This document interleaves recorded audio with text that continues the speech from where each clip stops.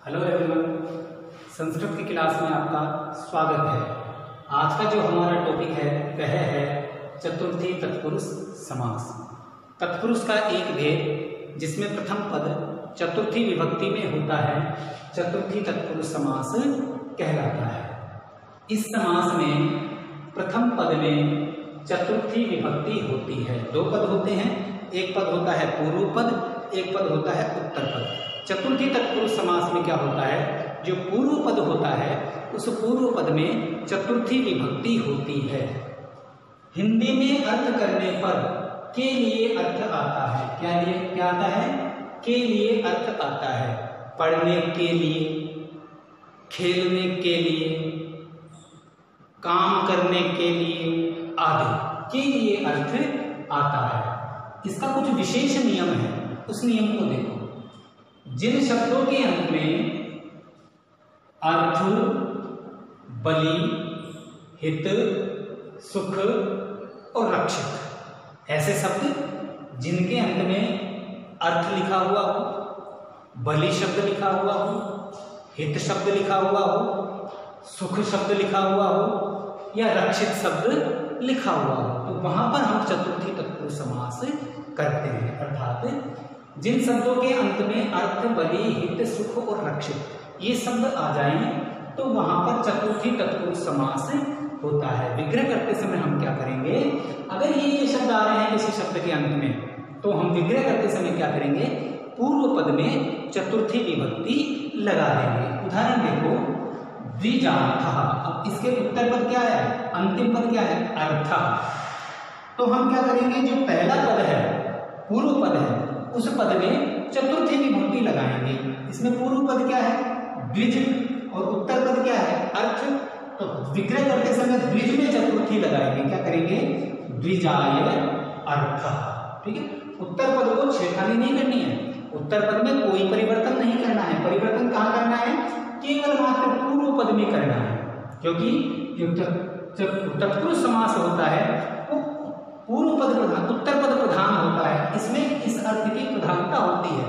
जो गड़बड़ घोटाला होता है, जो परिवर्तन होता है, जो विभक्तियां चेंज होती हैं, वो पूर्व पद में होती हैं। इसलिए उत्तर पद को तो बिल्कुल भी नहीं छेड़ेंगे, क्योंकि यहाँ पर नियम बता दिया कि अर्थ, बलि, हित, सुख और रक्षित अगर ये शब्द आ जाएं तो वहां पर चतुर्थी तत्पुरुष समास होगा। तत्पुरुष कैसे होगा, इन शब्दों के योग में होगा। तो ये शब्द यहाँ पर महत्व रखते हैं, प्रधानता रखते हैं, इसलिए उत्तर पद को हम तत्पुरुष समास में परिवर्तन नहीं करते हैं। ठीक है ना, हमें परिवर्तन कहाँ करना है, पूर्व वाले पद में करना है। जहां पर अर्थ आ जाए, अर्थ, तो पूर्व पद में हम क्या कर देंगे, चतुर्थी विभक्ति लगा देंगे। द्विज की चतुर्थी क्या बनती है, द्विजाय। दूसरा देखो, भूत, बलि। अब इसमें उत्तर पद क्या है, बलि, और पूर्व पद क्या है, भूत। तो हम पूर्व पद में क्या करेंगे, चतुर्थी विभक्ति लगाएंगे। या तो बनता है भूताय एक वचन में,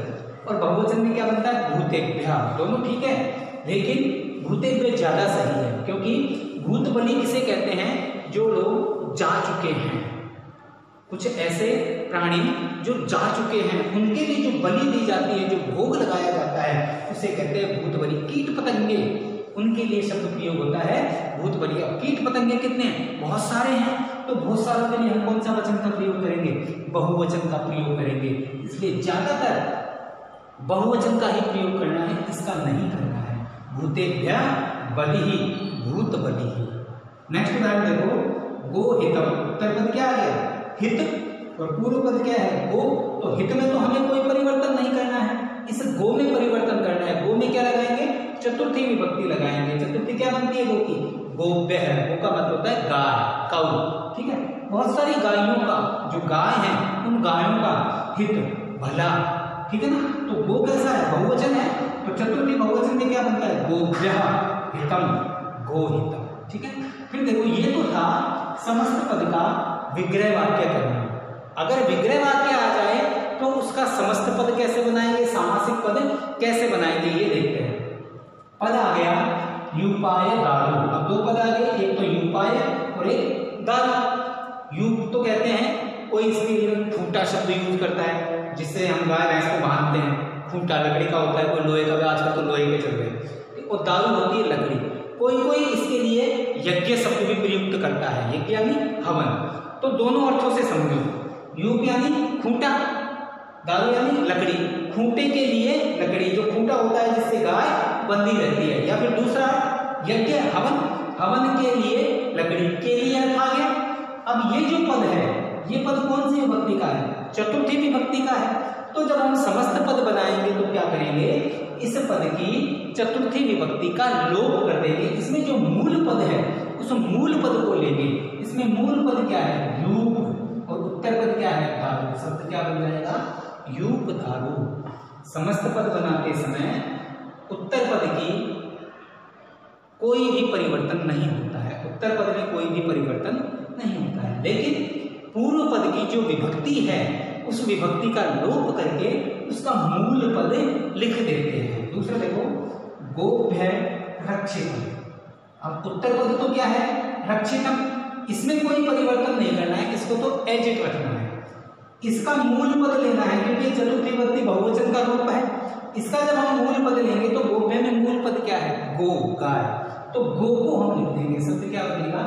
गो रक्षितम, गोप्य रक्षितम। ठीक है। चतुर्थी तत्पुरुष समास में प्रथम पद में चतुर्थी विभक्ति आती है। हिंदी में अर्थ करने पर के लिए अर्थ आता है। जिन शब्दों के अर्थ में अर्थ, बलि, हित, सुख और रक्षित ये आ जाए, वहां पर चतुर्थी तत्पुरुष समास होता है, अर्थात वहां पर पूर्व पद में चतुर्थी विभक्ति लगाते हैं। विग्रह करते समय पूर्व पद में चतुर्थी विभक्ति लगा करके लिखते हैं, उत्तर पद को एज इट लिखते हैं। लेकिन जब हम समस्त पद बनाते हैं तो पूर्व पद की विभक्ति का लोप करके मूल पद को लिखते हैं और उत्तर पद को हम एज इट लिख देते हैं। ये था आपका चतुर्थी तत्पुरुष समास। Thank you.